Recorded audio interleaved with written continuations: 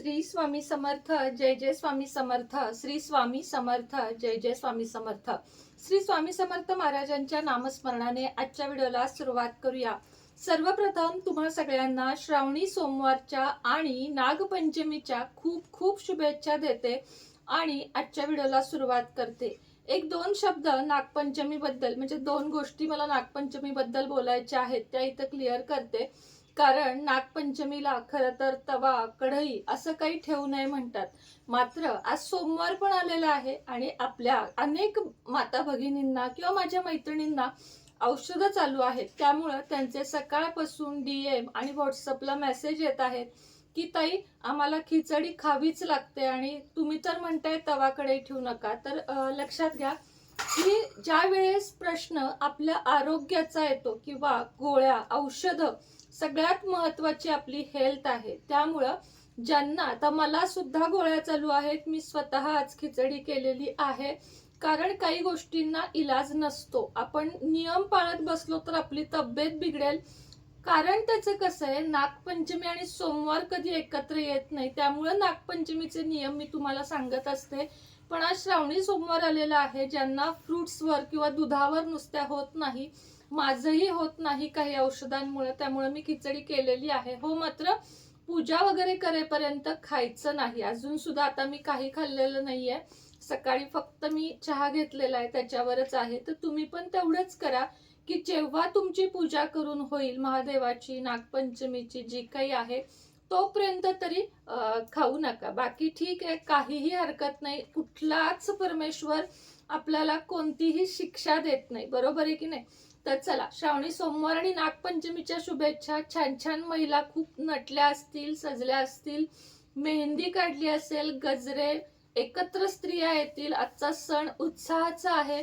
आणि आता श्रावण महिना म्हटलं की सणांचा भडीमार, म्हणजे हिंदू संस्कृतीमध्ये खूप जास्त सण येतात आणि अभिमानाची गोष्ट आहे की आपण हिंदू संस्कृतीमध्ये सगळं काही जपतो. एक अजून सांगावंसं वाटतं, एक सोशल इन्फ्लुएन्सर म्हणून, की बऱ्याचशा महिला हल्ली फॅशन किंवा वेस्टर्नच्या कल्चर खाली टिकली लावायचं सोडतात. का आणि कशासाठी हे करू नका. सगळ्यात लहान साईज, एकदम छोटी, अगदी तुम्ही वेस्टर्न वेअर केलंय तर ब्लॅक तरी टिकली वेअर करा. कारण मला इथं धर्माबद्दल बोलायचं नाहीये, पण जी ती लोक आहेत ती कधीतरी आपल्यासारखी हाऊस म्हणून, आपण जसं टिकली लावत नाही, मी तर कधीच करत नाही तसं, पण ज्या महिला करतात त्यांना सांगते, तशा त्या महिला हाऊस म्हणून टिकली लावतात का? नाही ना. मग आपण आपल्या संस्कृती, आपला धर्म, आपलं ते आहे ना, कानातलं, गळ्यातलं, अगदी लहान लहान घाला. वेस्टर्नवर मी सुद्धा म्हणत नाही कुंकू हळद लावून फिरा, कारण मीही ते करत नाही. पण बारकीशी टिकली, जे आपल्या हिंदू संस्कृतीचं प्रतीक आहे, कान टोचणे, नाक टोचणे, टिकली लावणे, हे अवश्य करा. मला खूप वेळा या विषयावर बोलायचं होतं, एखादा स्पेशल व्हिडिओ घेऊन मी येईन. पण अगदी लहान लहान तरी या गोष्टी आहेत ज्या तुम्ही पाळा. त्यामुळं आपल्या आयुष्यात खूप चांगल्या गोष्टी घडताना तुम्हाला दिसतील. वेस्टर्न कल्चरच्या नावाखाली धर्म विसरू नका, एवढंच तुम्हाला सांगण्याची इच्छा होती मला. चला, आता उद्या आहे श्रावणी मंगळवार. श्रावणी मंगळवारच्या काही सेवा आणि काही उपाय मी तुम्हाला या ठिकाणी सांगणार आहे. सगळ्यांना माहित आहे, श्रावणी मंगळवार म्हणजे कुलदेवीचा किंवा माता लक्ष्मीचा आणि हनुमान रायाचा दिवस मानला जातो. त्यामुळं उद्या सगळ्यात आधी कुलदेवीची सेवा आपल्याला करायची आहे. कुळाचार केल्याशिवाय आपल्या घरामध्ये कोणाला सुख शांती लाभत नाही. कुळाचार करणे म्हणजे काय ते थोडक्यात सांगते की कुलदेवीला वर्षातून एकदा जाऊन येणे, घरामध्ये दुर्गा सप्तशतीचे पठण करणे, घरामध्ये कुलदेवी कुलदैवत यांचे फोटो किंवा टाक किंवा मूर्ती असणे, शक्यतो टाक किंवा मूर्ती असणे. त्या घराला घरच मानलं जात नाही जिथं कुलदेवी नसते. सगळ्यात प्रथम क्रमांकावर काय असेल तर आपली कुलदेवी, जिच्याकडं जाण्यामुळं किंवा जिच्या स्मरणामुळं आणि जिच्या भक्तिभावामुळे आपले अनेक अडकलेली कामे मार्गी लागतात. त्यामुळे लक्षात ठेवा, कुलदेवीची मूर्ती असणं खूप जास्त गरजेचं आहे. उद्या कुलदेवीच्या मूर्तीवर पाणी, पंचामृत, पुन्हा पाणी असा अभिषेक करायचा आहे. अन्नपूर्णेच्या मातेवर अभिषेक करायचा आहे. आणि सगळ्याच देवी देवतांचा उद्या सुद्धा पंचामृताने शक्य झालं तर किंवा कच्च्या दुधाने अभिषेक करायचा आहे. अभिषेक केल्यानंतर उद्या जी कोणी तुमची कुलदेवी टाक फोटो जे काही असेल त्याच्यावर ओम श्री म्हणजे तुळजाभवानी असेल तर तुळजाभवानीचा मंत्र, कोल्हापूरची आई असेल तर कोल्हापूरच्या आईचा मंत्र, आणि काहीच माहित नसेल तर ओम श्री कुलदेवताभ्यो नमो नमः या मंत्राचा जप करत कुंकुमार्चन करायचे आहे. प्रत्येकाने न विसरता किमान 21 वेळा कुंकुमार्चन करायचं आहे. कुंकुमार्चन करताना नेहमी हरिण मुद्रा वापरायची असते, म्हणजे अंगठा आणि करंगळीच्या शेजारची 2 बोटे अशा पद्धतीने चरणांपासून कपाळापर्यंत कुंकुमार्चन आपल्याला सगळ्यांना करायचं आहे. श्रीयंत्रावर करा, 11-11, 5-5 वेळा सगळ्यावर करा. एका तांबणामध्ये सगळे हे घ्या. काय काय घ्यायचंय? श्रीयंत्र घ्यायचंय, माता लक्ष्मी घ्यायची आहे आणि कुलदेवी घ्यायची, एवढं आपल्याला घ्यायचं आहे. आणि याच्यावर कुंकुमार्चन करायचं आहे. कुंकुमार्चन करून झाल्यानंतर दुर्गा सप्तशती मधला एक तरी अध्याय वाचायचा आहे किंवा संपूर्ण दुर्गा सप्तशती वाचायचं आहे. ते नसेल जमत तर सिद्धकुंजिका स्तोत्र हे महा उच्च कोटीची सेवा आहे. सिद्धकुंजिका स्तोत्र उद्या प्रत्येकाने पठण करा. ज्यांना जमेल 1 वेळा, 5 वेळा, 16 वेळा, 21 वेळा, 51 वेळा अशी सेवा तुम्ही सिद्धकुंजिका स्तोत्र दररोजच्या सेवेमध्ये घेऊन बघा आणि मग बघा किती सुंदर फरक पडतो. हा आहे कुलदेवीचा कुळाचार. उद्या शक्य झालं तर एक मुठभर तरी पुरण घालून शुक्रवार, मंगळवार हे श्रावण महिन्यातले खास दिवस आहेत, ज्या दिवशी पुरणांच्या दिव्यांनी देवाला ओवाळलं जातं आणि घरातल्या सगळ्यांना ओवाळलं जातं.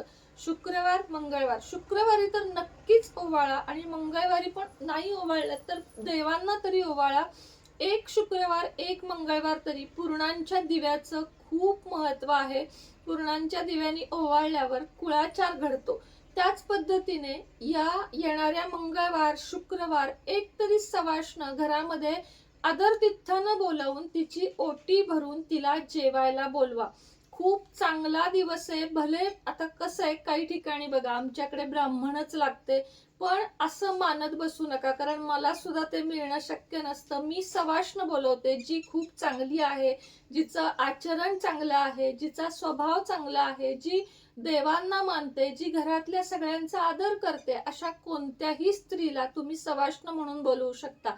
आता बऱ्याच ठिकाणी सवाष्णच मिळत नाहीत किंवा बोलवण्यासाठी आपण थोडंसं कचरतो, बोलवू की नको. अशा वेळेस काय करायचं ते पण सांगते. कुलदेवीच्या किंवा माता लक्ष्मीच्या मंदिरात जाऊन शिदा ठेवावा. शिद्यामध्ये काय काय असावं तर गव्हाचं पीठ, हरभरा डाळ, तेलाची पिशवी, मीठ, तिखट, बटाटे हे सुद्धा देतात बरं का. हरभऱ्याची डाळ, गूळ आणि गव्हाचं पीठ आणि तेलाची पिशवी एवढं तर नक्कीच द्या. बाकीचं नाही जमलं नका देऊ. थोडे तांदूळ आणि तुरीची डाळ, म्हणजे पूर्ण स्वयंपाकाचं, पुरणपोळीच्या जेवणाचं आपल्याला शिदा द्यायचा असतो. आता शिदा पण नाही जमत तर काय करू? गाय, गोमाता हिला जर तुम्ही खाऊ घातलं उद्याच्या दिवशी चणा डाळ आणि गुळ, भिजवलेली डाळ घाला. तसं तर कच्ची सुद्धा घालतात, पण भिजवलेली घातलीत तर अतिउत्तम. किंवा संपूर्ण पूर्णावरणाचा स्वयंपाक करून गाईला, तो गोग्रास म्हणतात ज्याला, गोग्रास, गोग्रास म्हणजे काय? घास. तर गोग्रास सुद्धा खाऊ घालायचं आहे. त्यामुळं काय होतं तर सवाष्णीला जेवण घातल्यापेक्षाही सुंदर पुण्य तुम्हाला मिळतं. त्यामुळे उद्या गाईला या गोष्टी आपल्याला, पुरणाची पोळी, चणा डाळ, गुळ हे तरी खायला घालायचं आहे. काही नाही जमलं तर हिरवा चारा सुद्धा तुम्ही खायला घातलात तरी चालेल. अशा पद्धतीनं उद्या तुम्हाला कुलदेवीची आरती जमत असेल ती करा, नसेल जमत महालक्ष्मीची करा. श्री सूक्त म्हणा, व्यंकटेश स्तोत्र म्हणा, महालक्ष्मी अष्टकम म्हणा. खूप सुंदर सुंदर सेवा आहेत आणि यामुळे काय मिळतं? लाखो करोडो रुपये मिळतात का? नाही, तेही मिळतील नशिबात असतील तर, पण मनशांती, घरामध्ये सुख समृद्धी मिळते. कापुरासोबत 2 लवंगा दररोज जाळायला विसरू नका. घरातलं जेवढं वातावरण प्रसन्न ठेवाल तेवढं तुमच्या आयुष्यात सुख समृद्धी लाभेल. हीच माता लक्ष्मी चरणी आणि कुलदेवी चरणी प्रार्थना करते. आजचा व्हिडिओ इथंच थांबवते. पुन्हा भेटूया संध्याकाळच्या व्हिडिओमध्ये. तोपर्यंत तुम्हा सगळ्यांना श्री स्वामी समर्थ.